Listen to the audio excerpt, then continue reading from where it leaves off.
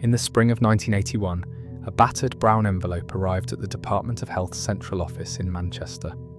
There was no return address, no note, and no indication of who had sent it. Inside, wrapped in crumpled newspaper and twine, was a patient ledger from Hollowgate Hospital, a regional maternity facility located in the industrial outskirts of North Leyton. The ledger was heavy with water damage. Its canvas-bound spine was cracked, its pages warped, faded, and brittle. The earliest entries dated back to February 1978. The last legible record was stamped December 1980. Several entire pages had been torn out, leaving only jagged remnants along the binding. Others had been violently scratched over with what appeared to be red ballpoint pen, and every entry that remained, names, birth times, weights, ended in the same chilling detail. A final column, meant to mark either discharged or deceased, left blank. The initials HL were scribbled beside multiple names. There was no hospital staff member officially listed under those initials.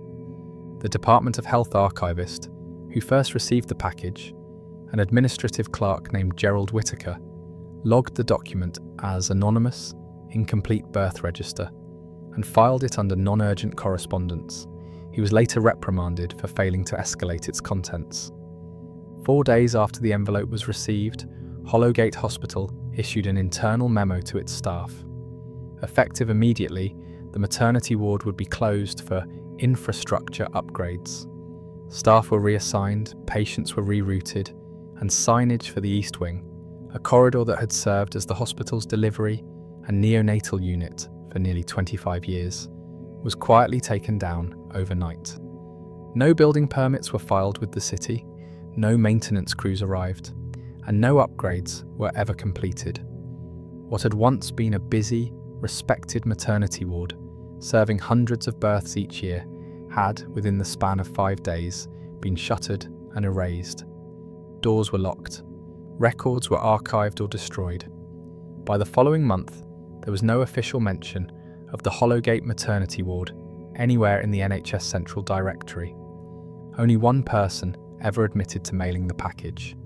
Her name was Florence Greaves. A midwife for nearly 4 decades, Florence had served at Hollowgate between 1964 and 1979. She retired after what hospital records vaguely refer to as a severe emotional event. No incident report was attached. When she died just weeks after the ledger surfaced, her death certificate listed natural causes due to cardiac failure. But the paramedics who arrived at her home noted bruising on her inner arms and the side of her neck, injuries inconsistent with a fall, but never investigated further. Her neighbour, Edith Clancy, told police that in the weeks before her death, Florence had become increasingly paranoid. She had started burning mail before opening it. She slept in her living room with the lights on. And most disturbingly, she had taken to sitting in her armchair for hours at a time, whispering prayers she hadn't said in years.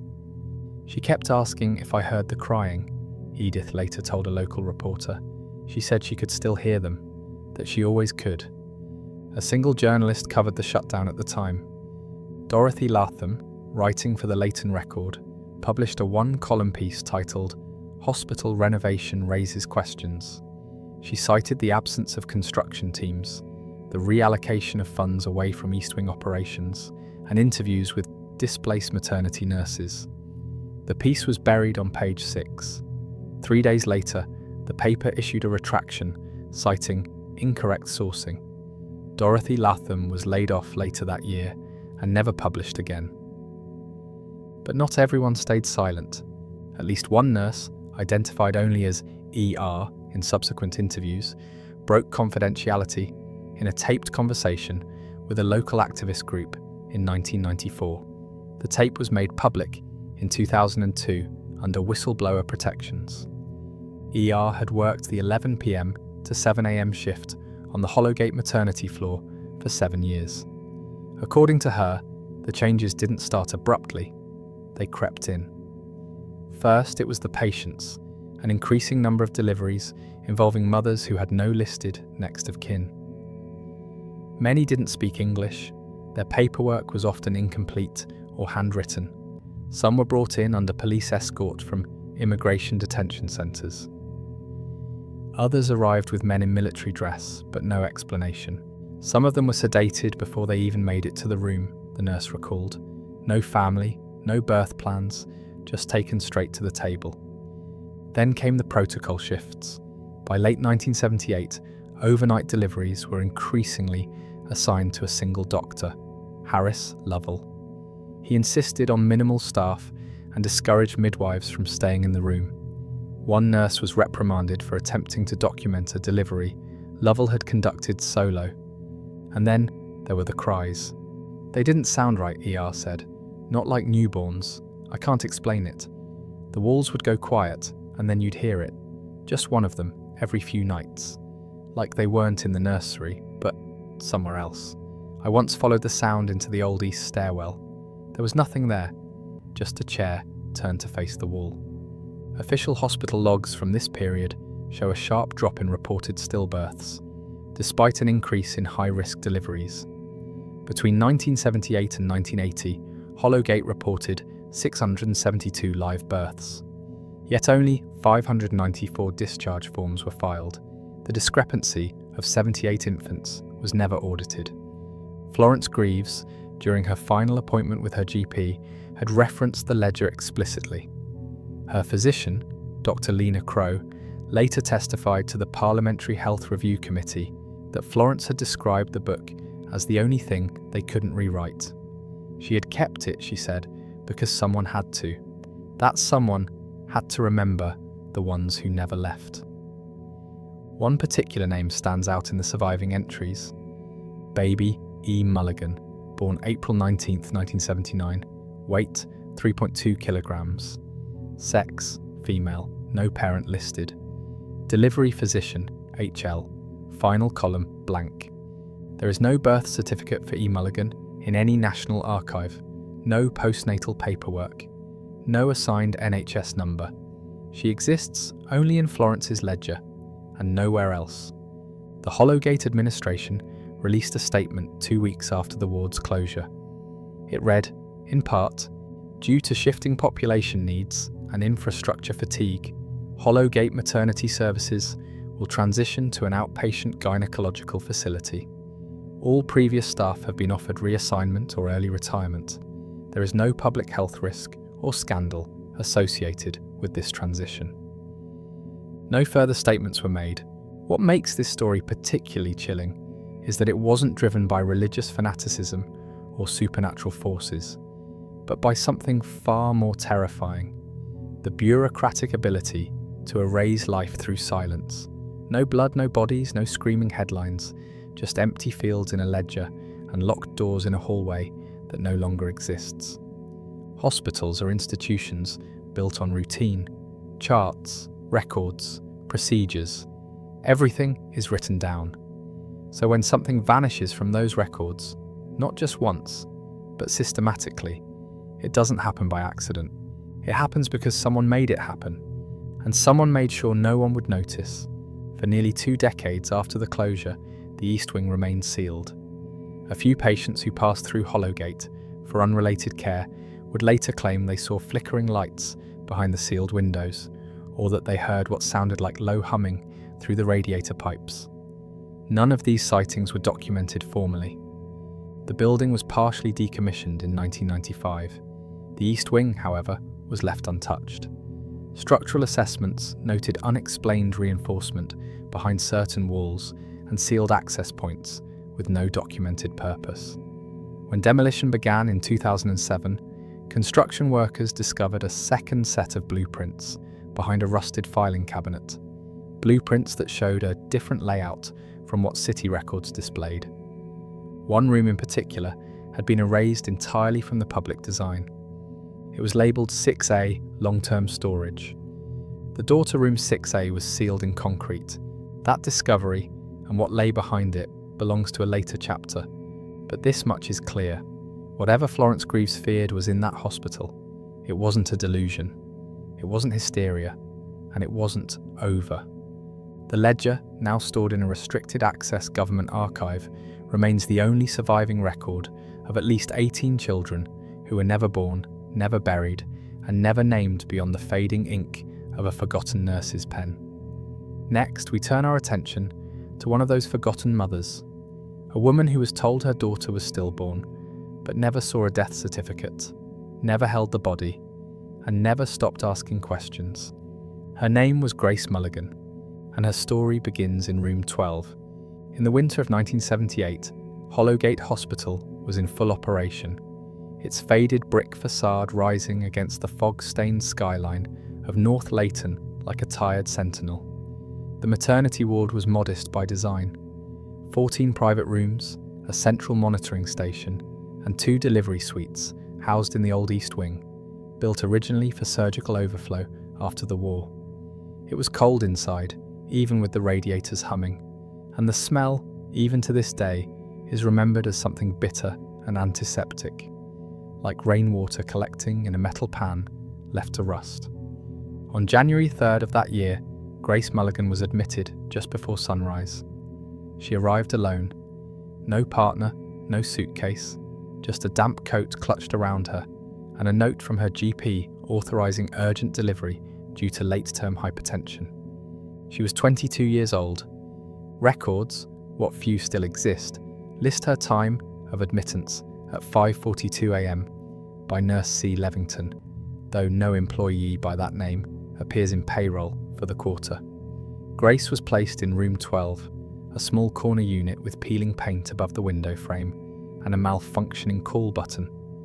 She would later say the hallway light flickered so often she lost all sense of time. She recalled being served tea an hour after arriving. The nurse, blonde mid-30s, never introduced herself, insisted she drink all of it. Within minutes, Grace said her limbs began to feel heavy, her mouth slow. She could still speak, but she felt like she was pushing the words through wet paper. That was the last moment of clarity she remembered, before the birth. According to her, she never went into labour. She never felt the contractions. She remembered only being suddenly cold, then warm, then waking in silence. The lights were dimmed, her bed sheets had been changed. There was no baby in the bassinet beside her. A nurse, different from the one before, stood at the foot of the bed.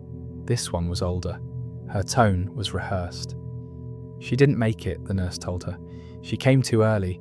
We've already done what we needed to do." Grace was groggy, disoriented. She asked to hold her daughter. "She's already gone," was the reply. Grace, through tears and sedation, asked if she could name her child. "There's no need," the nurse answered. "It's already been handled." That phrase would echo in her head for the next 4 decades. When she awoke again, this time fully, the room was empty. Her clothes were folded at the end of the bed. Her release form was on the table, already stamped and filled. She was told a cab was waiting. When she asked for the death certificate, she was told it would be mailed. It never arrived. 2 months passed, then 3. Grace, unemployed and living in a rented room off Welby Lane, tried calling the hospital every week. She was transferred, redirected, placed on hold. No one ever gave her a name. In April, she returned in person. At reception, her name wasn't found in the maternity log. She provided her NHS number. Still nothing. When she insisted she had given birth there, room 12, January 3rd, the woman behind the desk stiffened. "That room hasn't been in rotation since October," she said. "You must be mistaken." Grace demanded to speak with someone from the ward. They sent her to a back office. She waited an hour. Then a man in a brown suit, not a doctor, sat across from her and folded his hands. He said that birth records are delicate, that sometimes, when a child doesn't survive, the information is held for clerical review, that she should speak to her general practitioner and allow them to make any further inquiries on her behalf. His voice was calm, measured, scripted. Grace never saw him again. But what makes this story unbearable is not just what was taken from Grace, but how long it took her to realise she wasn't alone. In 1979, she joined a women's support group hosted by a local parish in Leighton Green. It was modest, 6 to 8 women, all of them grieving mothers. One session, Grace shared her story. The room went quiet. Then one woman, Anna Delgado, raised her hand. Anna had given birth at Hollowgate 5 months earlier. Her baby had been declared stillborn. She had also been told not to name him. Another woman, Joy Cleaver, nodded. She too had delivered at Hollowgate. Same story, a nurse, a cup of tea, waking up without memory, a missing certificate. The women compared details, time of admittance, staff names, room numbers. The pattern was clear. Every woman was poor or single or new to the area. Several were immigrants. None had partners listed on their hospital paperwork. In 4 of the 6 cases, the mothers had been sedated without their consent. In 3, they'd been released without ever signing discharge papers. But the most haunting similarity was the silence. Not a single complaint had been processed. Not one had ever received a follow-up. In 1980, Grace filed a formal complaint with the North Leighton Patient Review Board. She cited unlawful sedation, medical negligence, and falsified discharge records. The board replied 3 months later, "We regret to inform you that due to a lack of supporting documentation and the absence of corroborating hospital records, we are unable to investigate further. The matter is considered closed." She would later learn that the hospital's internal complaint box, located outside the East Wing, had not been emptied in over 2 years. It was eventually removed. The obstetrician listed on Grace's GP note was Dr. Harris Lovell, a well-spoken man, originally from Cambridge, who transferred to Hollowgate in 1907. He was known for his clinical efficiency. His notes were typed, his surgeries precise. Lovell's name appeared frequently in delivery records from 1978 through 1980. But in the month following Grace's birth, his name vanished from all hospital documents. He had resigned, no exit interview, no formal transfer. He simply left. His registration with the General Medical Council was not renewed. His address listed with the Royal College of Obstetricians was removed. His license was never revoked, just quietly allowed to lapse. And no record of medical malpractice was ever filed. What makes this story particularly horrifying is not just that it happened, but that it continued unchecked, with a level of institutional complicity that cannot be attributed to a single man. Someone authorized the sedations, someone oversaw the falsified discharge records, someone decided which women were eligible, and someone ensured that every complaint, every signature, every memory would dissolve into paperwork too damaged to trace. For Grace, the loss became ritual. Each January 3rd, she left a flower outside Hollowgate's rusted gates. Not a grave, not a marker, just the closest she could get to the last place her daughter existed. She never remarried, she never left Leighton, and she never stopped asking questions. In 1994, nearly 2 decades later, Grace testified before a closed-door inquiry into historical malpractice at Hollowgate. Her testimony was suppressed. The hearing was sealed, but the transcript leaked in 2009. On page 12, when asked why she still believed her daughter had been alive, she answered, "Because no one said her name. They didn't even ask. If she had died, they would have let me say goodbye. But I never did. I never held her. I never saw her. They told me not to ask. That's how I knew she wasn't dead. She was taken." Her words, restrained but unwavering, became the cornerstone of what would later be known unofficially as the Hollowgate pattern. A pattern not of error, but of intention. Of births rerouted into bureaucratic voids. Of mothers too isolated to be believed. And of a hospital whose walls held more than medical practice. They held silence. Next, we turn to the man who performed Grace's delivery. A doctor with a spotless record, a missing license, and a patient history that no longer exists. His name was Harris Lovell, and the first signs of his methods began long before Hollowgate ever hired him. In October of 1976, the East London Hospital for Obstetrics and Neonatal Recovery quietly shut down one of its delivery suites, following what internal reports described as a breach in infant care protocol. No press release followed, no public records of the incident were filed. Instead, Staff were reassigned, equipment was relocated, and the hospital's administrative board issued a single statement, 33 words long, citing a reorganisation of service boundaries. 3 weeks later, Dr. Harris Lovell submitted a formal transfer request. He was approved within 5 days. At the time, no red flags appeared in his record. Lovell had completed his residency at St. Bartholomew's, held certification from the Royal College of Obstetricians, and had logged over some 200 births across 4 NHS sites. His conduct reviews were uniformly clean, his evaluations consistent, his specialty listed as emergency obstetrics, with emphasis on unaccompanied delivery. It was that last phrase that would come to define him. He arrived at Hollowgate Hospital in early 1977, just after the new year. The maternity ward was modest, underfunded, and struggling to meet its growing patient load. Staffing shortages were routine, privacy minimal. For most physicians, the placement was temporary, a stepping stone before transfer to larger hospitals. But Lovell stayed. He requested the night shift. Within months, he had rewritten his own protocols. Nurses were instructed to remain outside the delivery room unless summoned. Mothers were sedated more frequently, at first during complicated births, then for routine labours. The stated reason was always the same: reducing maternal trauma. According to nurse logs from the time, Lovell delivered more infants solo than any physician in Hollowgate history.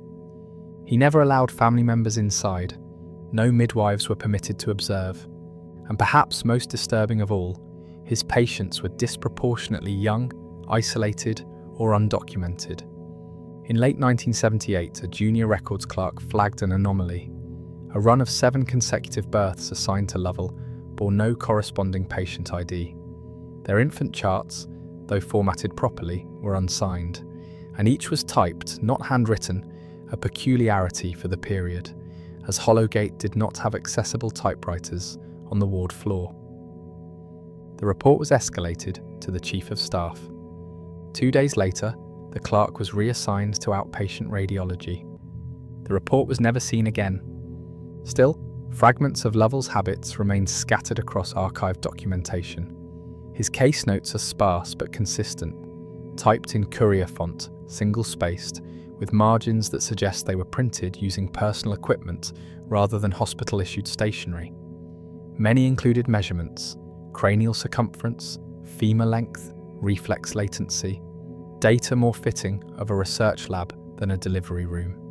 None of the referenced infants appear in NHS birth registries. One note, dated June 18, 1978, reads: observed non-spontaneous respiratory initiation, prescribed 20 cc oxygen via neonatal bag, record for further assessment. The phrase record for further assessment appears in 19 of his notes. Yet no records of follow-up exist. His personal assistant, Mildred Koss, managed the filing and storage of these reports. A quiet, middle-aged woman with no family and no personal phone line. She was described by staff as efficient to a fault. She rarely spoke. She never took sick leave. In March of 1979, Mildred vanished. Her last known appearance was logged at 6:11 p.m. in the East Wing corridor outside Delivery Room 2. Her coat and handbag were later found in her locker. No note, no resignation. The only clue came a month later, when Hollowgate's switchboard received an anonymous tip. The caller, male, refused to give his name. The message was short: "You need to check her drawer." She kept the ones he didn't type. That drawer, located in the back of the third-floor filing room, contained 8 handwritten reports. Each bore Lovell's initials, but the handwriting did not match his own. The reports were crude. No patient names, only dates and infant weights. One entry included a hand-drawn diagram of what appeared to be a modified crib with leather restraints at each corner. Another described an incident in which a neonate responded adversely to the cold water stimulus, resulting in abrupt muscular spasm and cessation of sound. The reports were never officially catalogued. Within 2 weeks, the drawer was sealed under administrative order. By autumn of that same year, Lovell's name began to disappear from shift rotations. First from the day logs, then from payroll. He remained on site, but his duties were redirected. A memo from Chief Administrator Thomas Wexley authorised Lovell to begin off-site neonatal consultations. No one ever saw him conduct one. In December 1978, just days after the Hollowgate ledger was postmarked to the Department of Health, Lovell submitted his resignation. It was one sentence long. No forwarding address was provided. His final paycheck was issued in cash. Years later, when a parliamentary review attempted to gather testimony from former Hollowgate staff, Lovell's file was found to have been marked non-accessible due to legal privilege. No one could determine who had applied that designation. What makes this chapter so disturbing is not the absence of evidence, but the presence of something far worse. Evidence that was seen, documented, and then deliberately made to disappear. This wasn't a failure of oversight, it was the construction of a protective silence. Lovell's methods were neither subtle nor concealed. They were routine, predictable. He worked alone, he kept no witnesses, and he left no trace of the lives he delivered. For most of his tenure, Lovell operated under the umbrella of institutional trust. His credentials, his composure, and his methodical speech made it easy to overlook what he was doing. And what he was doing, increasingly, was collecting data, not caring for patients, not delivering children, collecting. The purpose behind the data remains speculative, but one memo offers a chilling clue. Dated October 12, 1978, sent from an internal extension to a recipient listed only as MH Sector 6. It reads, "Specimens 19B and 20C demonstrate improved autonomic response to ambient deprivation. Extraction methodology now considered stable. Will await courier scheduling confirmation. HL." The memo, preserved in a file mistakenly submitted to the regional archives, was buried in a mislabeled folder under pediatric supply orders. It remains one of the only surviving documents directly referencing Lovell's transfers outside the hospital. No recipient named MH has ever been located. No department called Sector 6 exists in Hollowgate's historical map, and no known NHS courier service operated under medical specimen confidentiality in the region at the time. By 1980, Lovell's name had been entirely scrubbed from internal directories. But one final clue emerged years later.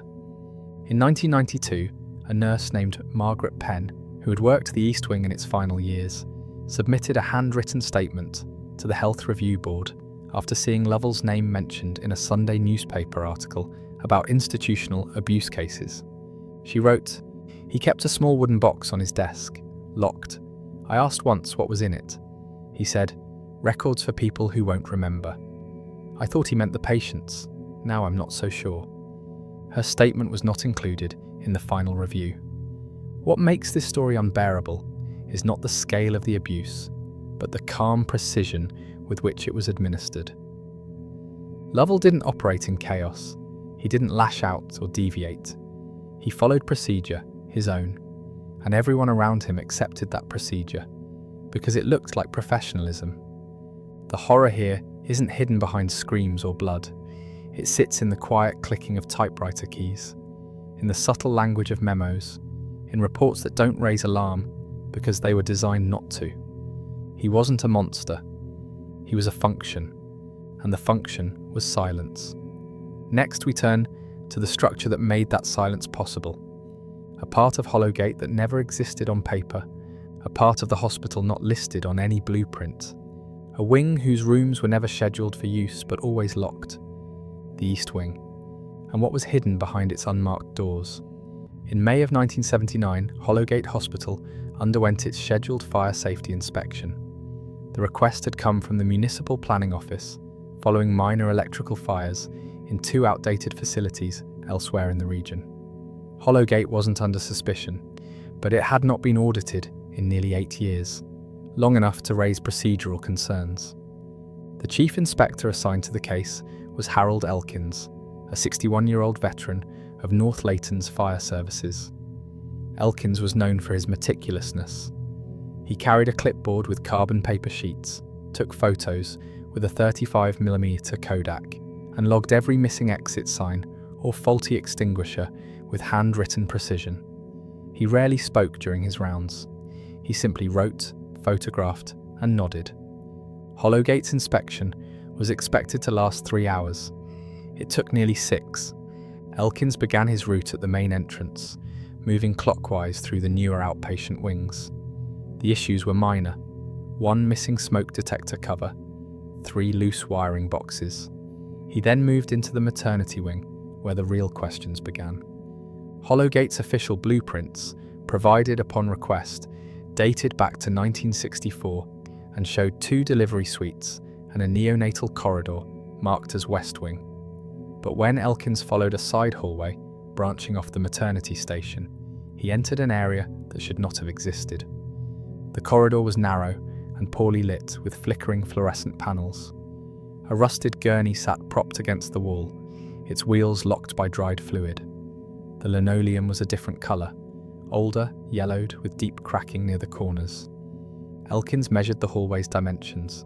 According to the blueprint, he was now standing inside what should have been an external service yard. Instead, he found 3 doors on either side of the hallway, each marked only by a number, not a department name. At the end of the corridor, a heavier steel door stood closed. A brass label had been affixed, scratched nearly beyond legibility. He copied it down. It read, "Procedure Room G, authorized personnel only." Elkins photographed every door, every missing sprinkler head, every wiring duct that didn't match the hospital's registered electrical map. And then he filed a supplemental note on his clipboard. East Wing corridor does not correspond to submitted layout, possibly unauthorized structural expansion. 3 weeks later, Harold Elkins was killed in a single vehicle accident on the M11. His car, a Morris Marina, left the road during daylight hours with no reported obstruction, weather hazard, or brake failure. The inquest ruled it mechanical malfunction. No autopsy was performed.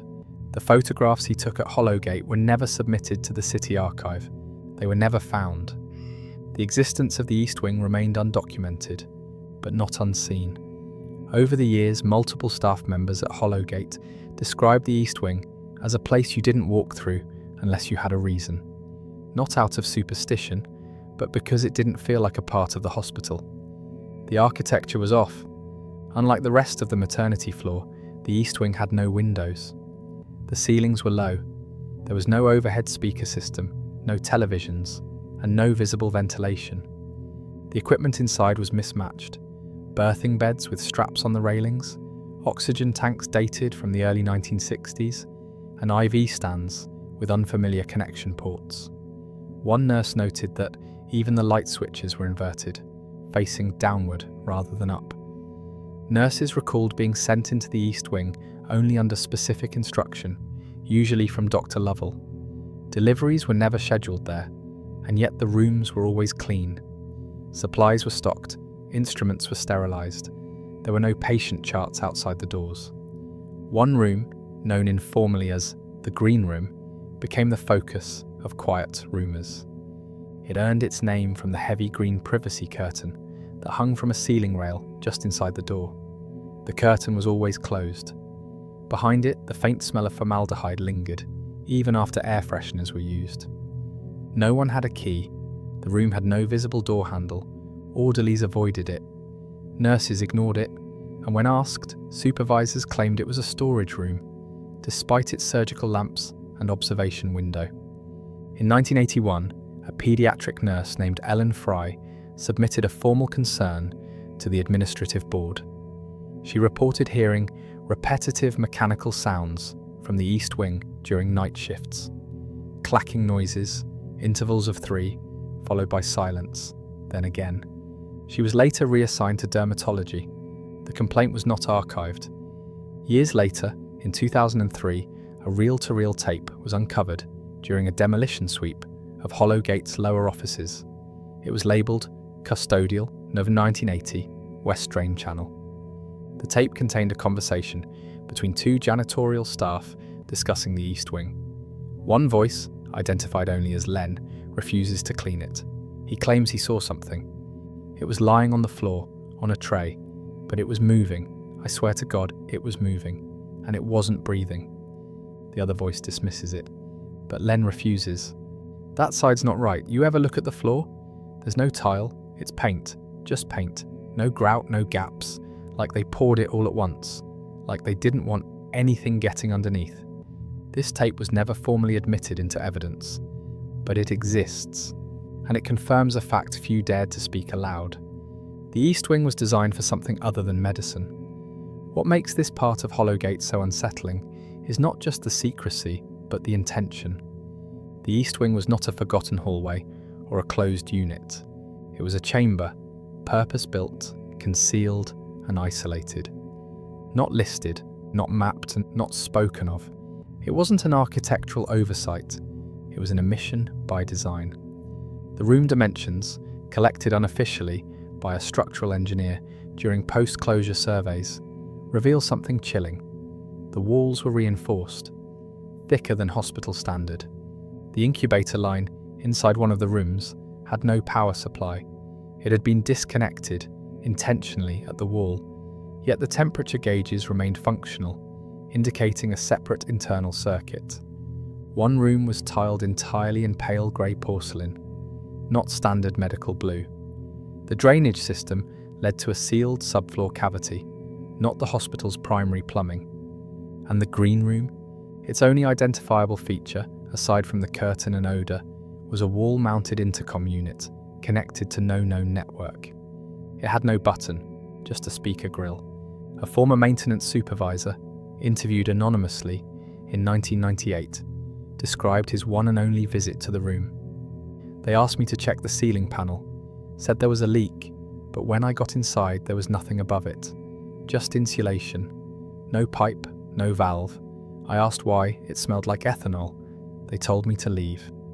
No work order was filed. He resigned 2 weeks later. This isn't the story of a forgotten part of a hospital. It's the story of a constructed absence, a wing that was never meant to be walked through casually. That wasn't wired like the rest of the building. That didn't share its ventilation. That couldn't be seen on paper. It was a place built not to be remembered, and those who stepped inside came out quieter than before. Next, we follow the ledgers. The ones never typed, the ones found in drawers meant to stay locked, the ones written in shaking hands by nurses who knew no one would believe them. Because the East Wing wasn't just a place, it was a process, and what came out of it was never meant to leave. By January of 1980, Hollowgate Hospital had entered a period of quiet decay. The East Wing, though still operational on paper, had grown silent. Deliveries had slowed, staffing rosters thinned, but payroll remained steady. The maternity ward no longer appeared on recruitment bulletins. Patients were referred elsewhere, without explanation. And yet behind the scenes, something had not stopped. It began, as many stories do, with a clerical mistake. Helen Brandt was 27 years old when she started work as a part-time records clerk in the Hollowgate administrative office. She had no prior experience in medicine, only a certificate in data entry and a need for stable income after her husband was laid off. Her responsibilities were limited: cross-checking inventory shipments, updating supply logs, and filing weekly summaries for internal storage. It was not a job that demanded curiosity, but Helen noticed something in March. She had been filing oxygen tank orders, routine supplies for neonatal care, when she noticed a disproportionate increase in paediatric oxygen requisitions from mid-1979 through early 1980. The surge wasn't alarming on its own, but when she compared it to the reported number of deliveries in that same period, the math didn't align. Hollowgate was reporting fewer live births, and yet the demand for neonatal equipment, oxygen masks, glucose strips, thermoregulators, had risen by over 40%. Still, Helen said nothing. She assumed it was a temporary error or an outdated supply request. Then in April, she was tasked with reorganising archived inventory logs. Among the forms were ID tag manifests from the maternity ward, lists of labels printed and assigned to newborns upon delivery. Each tag bore a unique number, a birth timestamp, and an initial identifying the delivery physician. Helen flagged 18 entries. Each one was dated between 1907 and 1980. All had been typed using the older Olympia SG3 machine reserved for administrative emergencies. Unusual, as the ward typically used hand-filled slips. But more importantly, none of the 18 tags matched names in the National Birth Registry. There were no matching medical files, no admission forms, no maternal charts. The infants had been logged, assigned tags, and then disappeared. No deaths, no discharges, no follow-ups. They were simply there, and then gone. Helen, uncertain how to proceed, began photocopying the tag manifests on her lunch breaks. She folded the copies into her purse and brought them home. Over the next 2 weeks, she began assembling them, chronologically. What she found disturbed her. The entries followed a pattern. Each appeared to be spaced roughly every 6 weeks. Each bore the initials HL, consistent with the known signature of Dr. Harris Lovell. Each coincided with nights in which additional oxygen units were requisitioned and used, and most unsettling of all, every tag had been signed off by a night shift administrator named Gerald Ames, a man who had retired in 1981, 1 year before his sudden death in an unexplained house fire. Helen tried to bring her findings to her supervisor. She was told not to worry. 3 weeks later, Helen Brandt was found in the staff washroom, disoriented and shaking. She had scratched her own arms raw with her fingernails. Her blouse was soaked through with tears. When orderlies arrived, she reportedly said, "There were no mothers. They didn't come in. No one ever came in." She was admitted to a private care facility under psychiatric hold. She never returned to work. When a state oversight committee attempted to interview her in 1982 as part of a broader investigation into archival irregularities, she was unable to complete a full sentence. She repeated the same phrase, "There were no mothers." That single statement would become the foundation of the internal inquiry that followed. Hollowgate administrators denied all knowledge. The tag logs, when requested, had been misplaced. The Olympia typewriter, used to create the entries, had been decommissioned in 1979. The requisition records for paediatric oxygen units were found to be incomplete. The supply room logs had been overwritten, and the administrator listed on every tag, Gerald Ames, was by then dead. But a separate audit, initiated quietly by a whistleblower in late 1981, uncovered further evidence. Payroll records showed several maternity staff had been paid for overnight shifts they never worked. Their time cards had been pre-signed. One nurse, interviewed under anonymity, claimed she was told not to question the arrangement. It was easier that way, she said.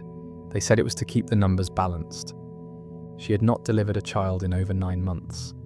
One of the delivery rooms in the East Wing, Room 3, had maintained a steady order of sterilised gauze, thermal wraps, and incubator drips. No patients had officially passed through its doors. A janitorial supply form, submitted in July 1980, included a request for additional bin liners marked for clinical waste, specifically to be delivered to unlisted corridor unit. That corridor was never identified. The deeper the inquiry went, the more it began to look not like incompetence, but procedure. There were no loose ends, only invisible threads. The tag numbers didn't correspond to a maternity record system. They matched internal cataloguing used for test samples. One of the supply vendors, in a handwritten invoice, referred to 18 series, special hold. Hold. Not patient, not infant, hold. When contacted in 1983, the vendor's representative stated that the 18 series designation had been applied at the request of the facility's neonatal lead. That person's name had been blacked out.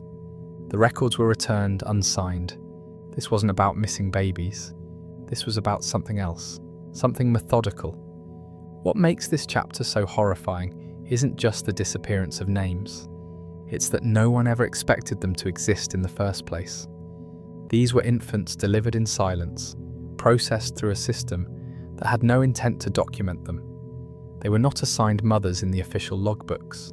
Their tags were never printed through standard channels. And yet resources were allocated, oxygen tanks were consumed, hours were worked, waste was generated. They had form, they had need, but no name. In bureaucratic systems, names are the currency of recognition. Without them, you cannot trace, cannot audit, cannot grieve. Helen Brandt wasn't just discovering an error. She was discovering a vacuum, a place where people were manufactured, used, and discarded without ever being marked as real. This wasn't negligence. It was an ecosystem. And the further the audit extended, the more signs emerged. 2 of the paediatric carts used for emergency transport had been modified, one stripped of all labelling. Their wheels showed consistent wear patterns, despite not being logged in active use for over a year. A delivery invoice from a third-party manufacturer listed a batch of neonatal stasis wraps, typically used in long-term research holding. The shipping address had been redacted. One administrator, when asked about the inventory discrepancies, shrugged and said, "Sometimes we order for training purposes." But there were no student rotations logged during that period, and no training sessions were scheduled. What began as 18 tags led to the unravelling of Hollowgate's operational core. No department could prove its chain of custody, no supervisor would sign off on record destruction, and no one could say, definitively, who had authorised the use of Room 3 in the East Wing. When the internal review concluded in 1984, its final report was sealed. But a brief summary was leaked. It stated in part, "We have determined that between the years of 1977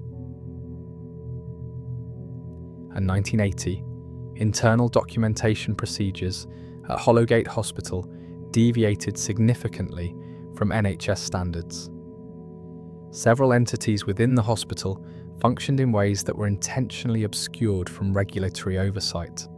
It is our conclusion that these discrepancies were systemic in nature.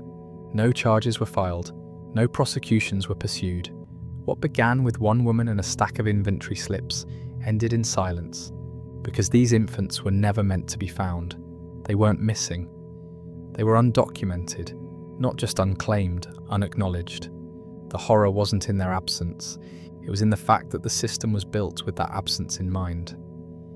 Next, we return to the staff, the ones who stayed too long, the ones who left too soon, the ones whose names remain on payroll sheets long after they stopped coming to work. Because Hollowgate wasn't just about infants, it was about those who helped make them disappear, and what it cost them to stay quiet. Between the autumn of 1978 and the winter of 1981, 5 midwives employed at Hollowgate Hospital left their posts without notice.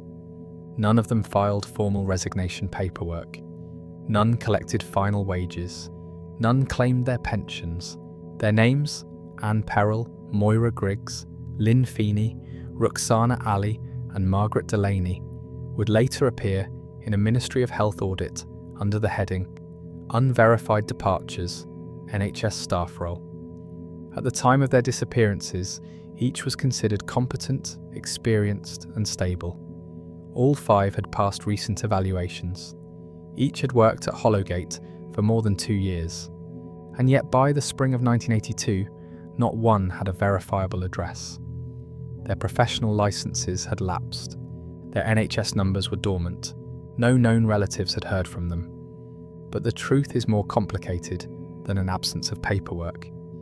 Because each of these women, before vanishing, had left small signs that something inside Hollowgate had broken them. Anne Perrell was the first.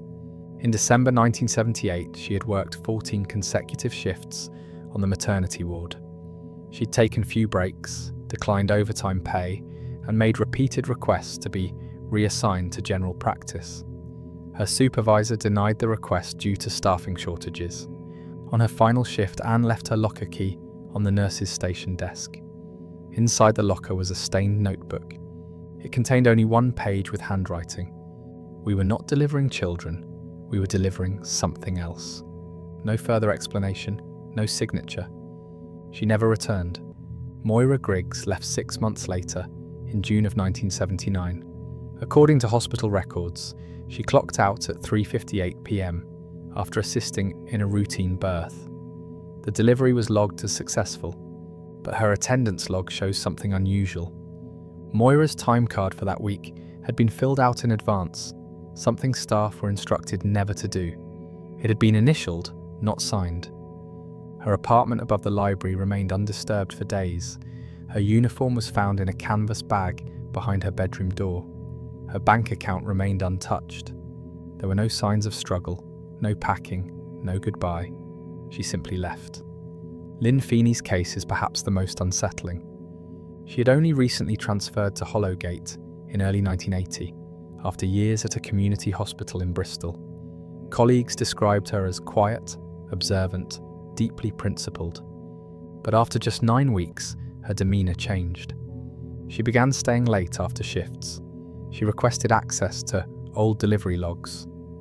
According to a surviving orderly, she once spent nearly an hour standing outside the East Wing, staring at the unmarked door labelled Room 3. Then in March, she stopped showing up. Her mailbox filled with salary slips.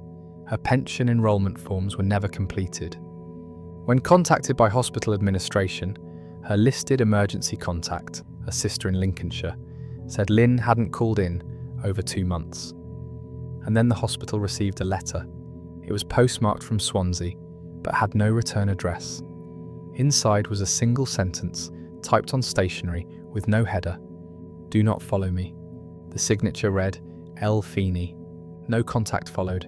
Roxana Ali and Margaret Delaney were the last to vanish, both in early 1981, just weeks apart.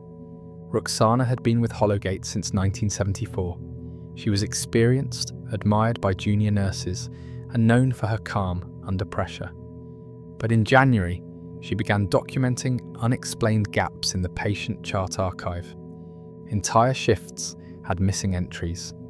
Recorded births showed no maternal identifiers. She compiled her concerns in a personal folder marked discrepancies. The folder was never found. Her final shift was logged on January 19th. She never returned to collect her coat. Margaret Delaney lasted 2 more weeks. On February 2nd, an orderly found her in the break room, just before dawn. She was sitting on the floor, with her knees pulled to her chest, her face buried in her palms. She was crying so hard she couldn't speak. When asked what was wrong, she looked up and said only, "They were breathing. I swear to God, they were breathing." She never reported for her next shift. No one ever saw her again. What makes this chapter so terrifying isn't the vanishings themselves. It's how systematically they were ignored. At the time, each case was treated as a personal decision. Nurses burned out, moved on, or relocated without notice. There were no investigations, no internal memos. The staff who remained were told not to worry. One nurse who had worked alongside Roxana later said, "We were told not to ask, that it wasn't our concern, that they'd moved on, but you could feel it, that something was gone, and we weren't supposed to notice." A pattern began to emerge in the background. Each of the 5 women had, in the months before disappearing, been scheduled on overnight deliveries assigned to Dr. Harris Lovell. Each had access to the East Wing, even if they rarely spoke of it. Each had, at some point, requested to be transferred off the maternity ward, and none of them were granted those requests. What makes this so horrifying is the silence that followed. There were no public calls for inquiry, no formal investigations. Their families were contacted by a hospital liaison only once, in the form of a single letter stating that their relative had left employment voluntarily. And in each case, that letter arrived weeks, sometimes months, after their final shift. There was no forwarding address, no follow-up call. And when family members returned to the hospital for answers, they were turned away at reception. One sister, after demanding to speak to the administrator, was told the personnel records were under review and unavailable to the public. She was given a phone number that was never answered. She eventually stopped calling. In 1997, a Ministry of Health inquiry into historical NHS employment anomalies flagged all 5 names. The review board was attempting to verify pension accounts that had remained dormant for more than 15 years. Each case was marked unable to locate. A report was drafted. It was labelled unresolved and archived. Nothing further was done. What makes this chapter unbearable is not just the loss of 5 women. It's the implication that those losses were never meant to be investigated. That silence was not a consequence. It was part of the design. That these women weren't just swallowed by circumstance or trauma. They were erased by a system that benefited from their absence. They were, in every bureaucratic sense, expendable. The only record that they ever worked there rests in outdated shift rosters and one fading photograph taken during a hospital staff luncheon in 1979. All 5 are seated at the edge of the frame, smiling. Not one of them looks into the camera. Next, we turn to the name that appeared most often beside theirs. The one stamped in the margins of delivery logs, requisition slips, and missing ID tags. The one that didn't belong to a ward nurse, or an administrator, or even a surgeon, but to a research project, one hidden under confidentiality seals and grant code numbers, one known only by its internal designation, the Hollowgate programme. In 1998, 15 years after the final wards of Hollowgate Hospital were shuttered, the United Kingdom passed a sweeping piece of legislation known as the Medical Transparency Act. Designed to retroactively declassify historical medical documents sealed under institutional confidentiality, the Act mandated the release of thousands of internal memos, research contracts, and grant approvals tied to NHS-affiliated facilities between 1960 and 90. Among the disclosures was a single page, a memorandum stamped confidential and addressed to the National Infant Health Review Board.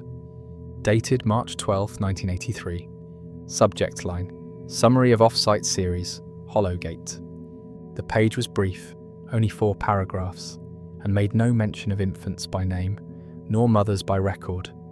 It referenced a longitudinal immunological trial, and made passing mention of Phase 2 candidates collected through Hollowgate, Bexley, and Wansley facilities. The phrase used throughout was donated neonatal specimens. Nowhere in the document did the word deceased appear, and no section discussed maternal consent. The programme was simply referred to as Hollowgate. There was no attached protocol, no ethics review board signature, no public oversight committee had ever been informed of its existence. And yet from 1907 to 1981, the programme had operated uninterrupted.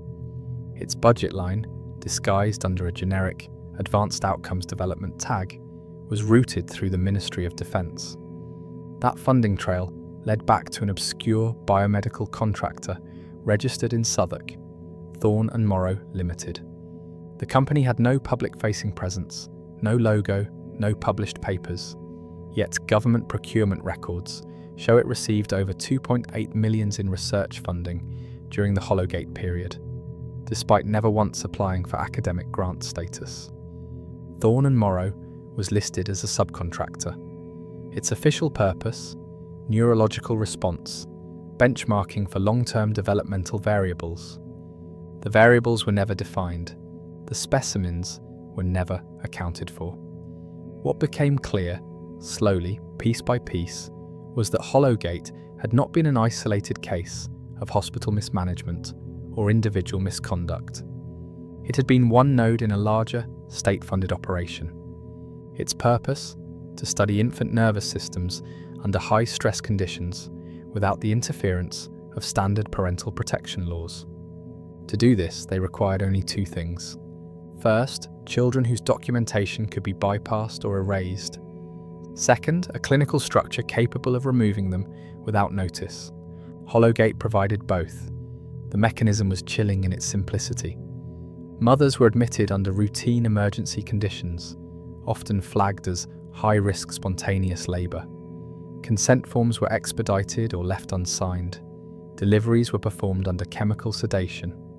most frequently administered by Dr. Harris Lovell, or one of 3 other contracted obstetricians, whose names later disappeared from licensing records. Once sedated, the mothers were told the child had not survived.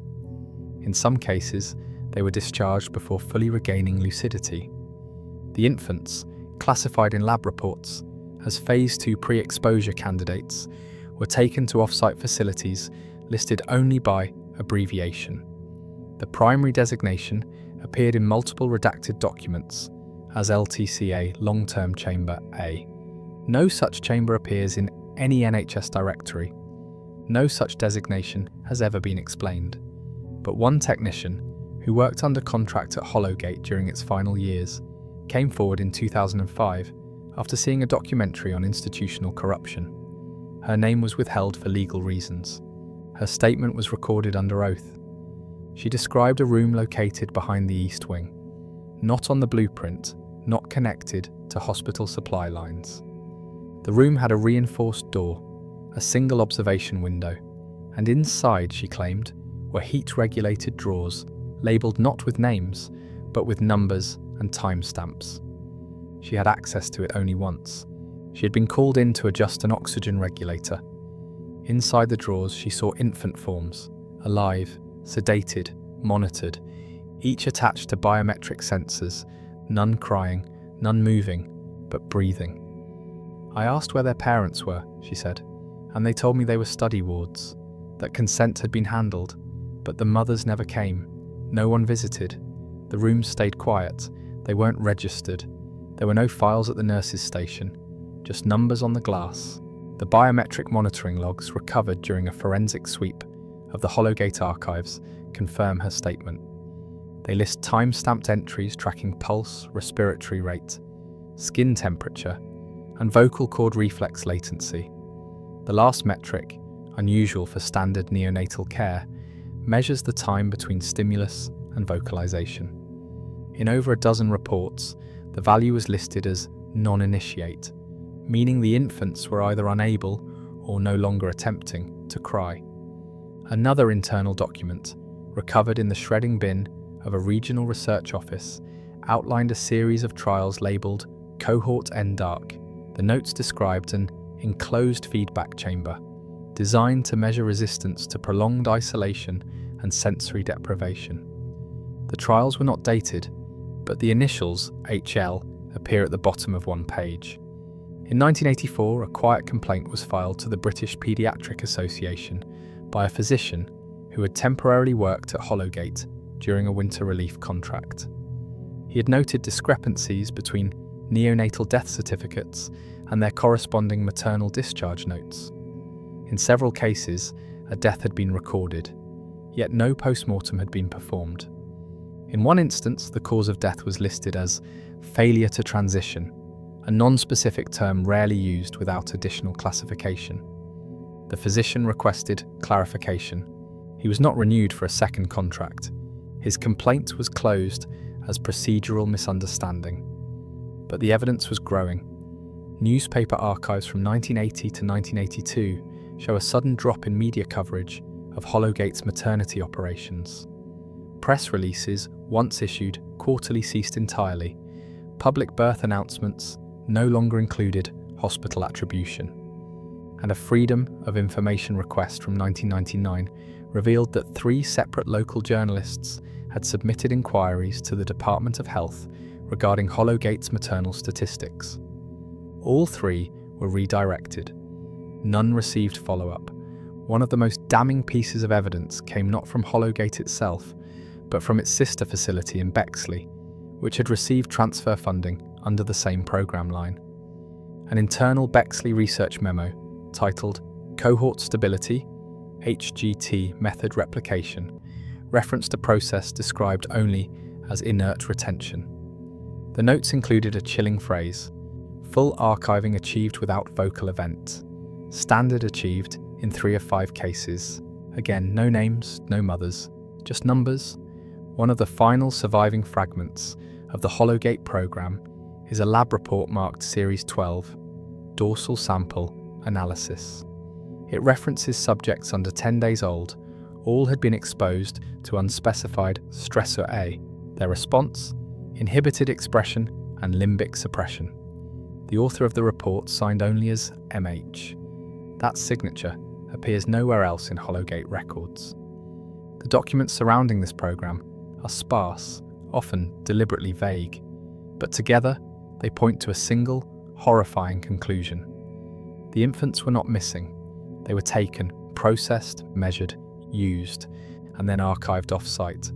What that phrase means, no one has been able to definitively answer.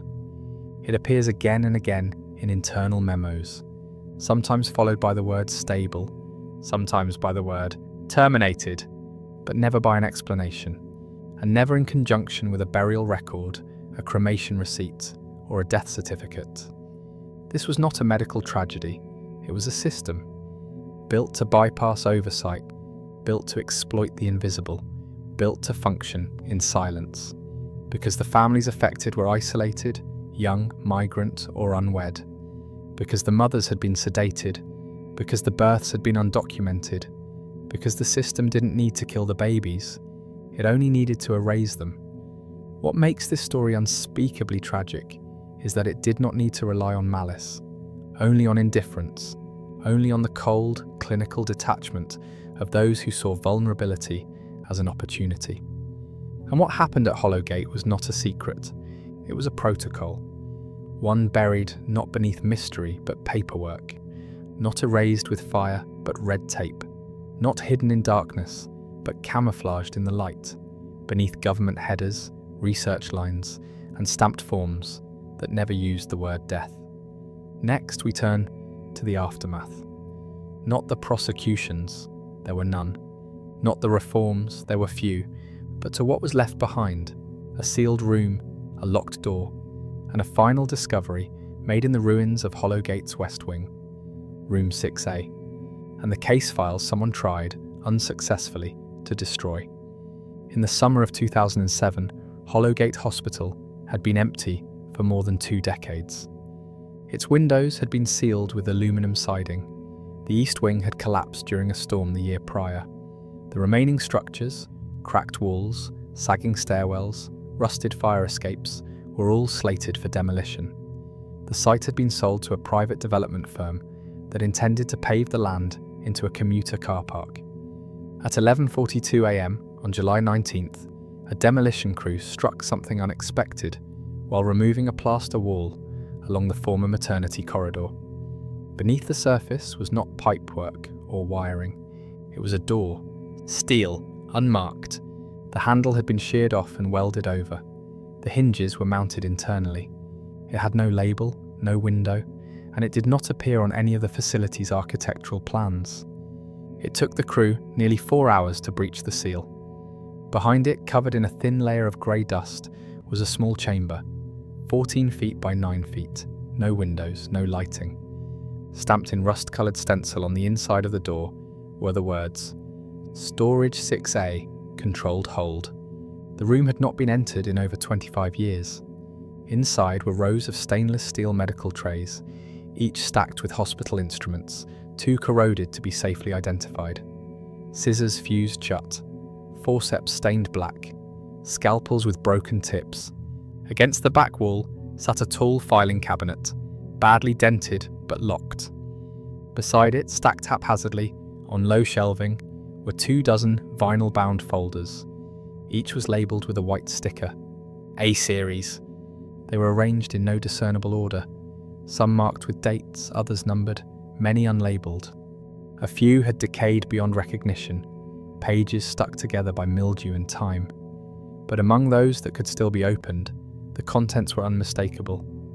The folders contained internal hospital documentation from 1979 to 1981, temperature logs, observation charts, blood oxygenation graphs, and in a small clear envelope tucked into one file, a hospital tag. It bore only a number, no name. Attached to it was a laminated note, archived per HL, not for release. Another folder contained several undeveloped photographic negatives. They were wrapped in tissue, their emulsion surfaces partially degraded. When scanned by an archivist from the demolition survey team, 3 images were revealed. Each showed the same room from a different angle. A medical table, a heat lamp, an infant, sedated, unmoving, no nurses visible, no mother. The timestamp on the photograph read 04/02/1980, 03/17. The photo's exposure log indicated artificial light and controlled temperature, suggesting the image had been taken not in a ward, but in a sealed clinical room. A memo, folded and tucked between pages of log data, was addressed to Sector Liaison LTCA. It read, "Subjects stable, limited response, recommend heat maintenance until transfer, all A-series samples to remain in-house until approval for off-site archive. Pending directive from Programme Coordination, MH. This was not an accident. This was the archive. Storage Room 6A had not been used to hold broken gurneys or discarded instruments. It had been designed, sealed, to retain only the most sensitive records. The materials left behind were not random. They were residual, deliberate, chosen. What makes this discovery so haunting isn't just the contents, but the silence that followed.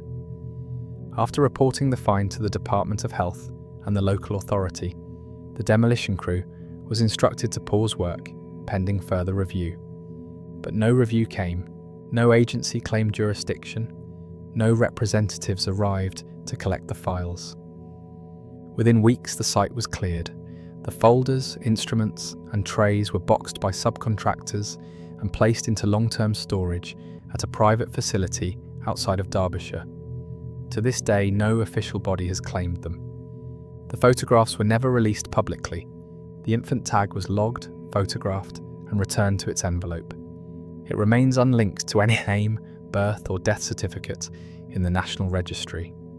And the room? The sealed door was destroyed, its debris discarded. The cement poured over it now serves as the northern access ramp to a car park that services a commercial banking complex. What makes this final scene unbearable is that it does not offer answers. There is no courtroom testimony, no confession, no closure, only the smell of old steel, the curled edges of faded paper, and the quiet understanding that not all rooms are built to be found. Some are built to be forgotten. The horror of Hollowgate does not end in fire, it ends in paperwork, in binders too damp to open, in photographs too blurred to identify. It ends in a question with no agency left to ask it. And perhaps that was the point, because the Hollowgate programme did not depend on secrecy, it depended on time, on the erosion of memory, on the death of witnesses, on the silence of hallways that no longer echo. We look for monsters in places of violence, in institutions that burn or scream. But what happened at Hollowgate was different. It was methodical, it was built into routines, into sign-in sheets and requisition slips, and rooms that never existed on any map. And when it was over, when the final chart was closed and the last infant taken, there was no reckoning, only a door, and behind it a shelf of binders stamped A series. What they stood for, no one has confirmed, but those who've seen them say the labels on their spines did not list names. Only initials, only times, only temperatures. The last entries were dated March 1981, and the last folder, though blank, held a note in trembling handwriting. No crying, breathing faint, final archive submitted, close. With that, Hollowgate was finished. The facility was emptied, the lights shut off, and a parking lot poured over its foundation. But the silence remains. Not a silence of absence, but of design. A silence built brick by brick, file by file, signature by signature. The kind of silence that does not decay, it waits. And in that silence, the names lost at Hollowgate remain what they were always meant to be. Unwritten, unrecorded, unclaimed, just numbers. In a room that was never supposed to be opened.